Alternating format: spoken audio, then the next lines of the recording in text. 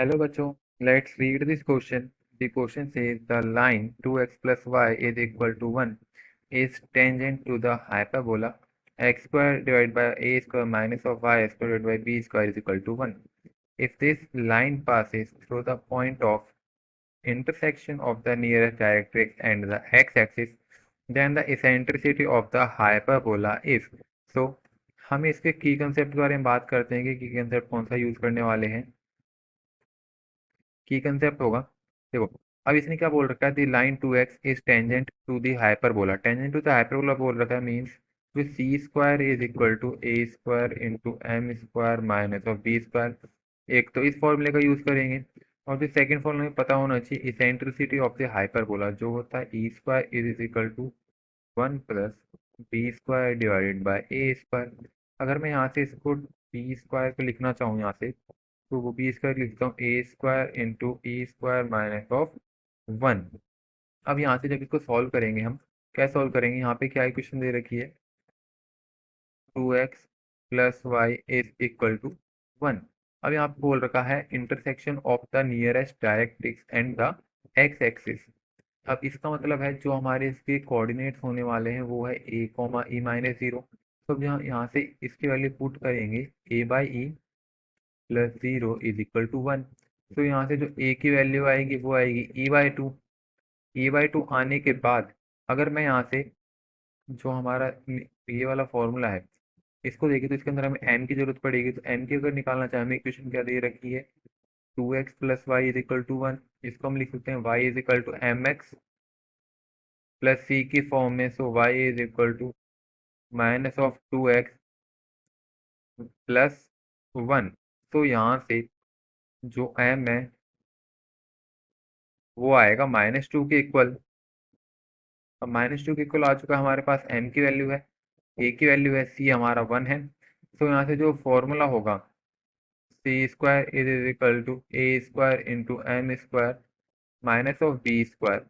अब इस फॉर्मूले को यूज करके हम इसको जब सॉल्व करेंगे, ए स्क्वायर इंटू एम -2 है तो इसका square minus of B square. तो ये आएगा 1 is equal to 4 of A square minus of B square. अब ये होगी हमारी क्वेश्चन नंबर 1। अब यहाँ से अगर मैं बी की वैल्यू निकालना चाहूँ तो इसेंट्रिसिटी का जो फॉर्मूला था हमारा a square is equal to 1 plus b square divided by a square.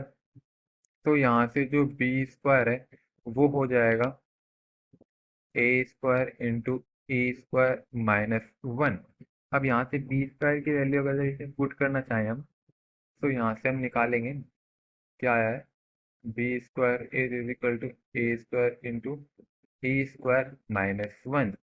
तो बी स्क्वायर की जो वैल्यू यहाँ पुट करूंगा मैं, इस इक्वेशन में बी स्क्वायर की वैल्यू पुट करूंगा, क्या आएगा, पुट इन 1। क्या है हमारा, 1 is equal to 4 A square minus of B square. तो अब ये आ गया, ऐसे हम पुट करते हैं, क्या है, minus A square into e square minus of 1। Okay. अब यहाँ से अगर हम पुट करें तो यहाँ से क्या आएगा, 4a square minus A square into e square plus of A square. तो ये आएगा 5a स्क्वायर माइनस ए स्क्वायर इंटू ई स्क्वायर, ये 1 यहाँ 1 यहाँ 1। अब यहाँ से अगर मैं ए की वैल्यू पुट करूँ जो कि हमने यहाँ पे निकाले, ए की वैल्यू ई बाई टू है। तो यहाँ से क्या है, 1 is equal to 5a square minus of A square e square. तो अब यहाँ से जो ए की वैल्यू है e by two minus of e by two square into e square. तो जब इसको सॉल्व करेंगे तो ये आएगा 5e² by 4 minus e⁴/4 is equal to 1। तो यहाँ से जो हमारी इक्वेशन बनेगी वो होगी e⁴ 5e² plus 1 is equal to 0। यहाँ पे आएगा ये -5e² प्लस ऑफ 1। ओके, तो हमारी इक्वेशन बन चुकी है। अब यहाँ से जब इसके रूट फाइंड अब जो इसके रूट्स आएंगे वो आएंगे e² - 4 into e² - 1 is equal to 0। Okay, so अब यहाँ से जो इसके e² की जो वैल्यू आई, e² is equal to 4 and e² is equal to 1।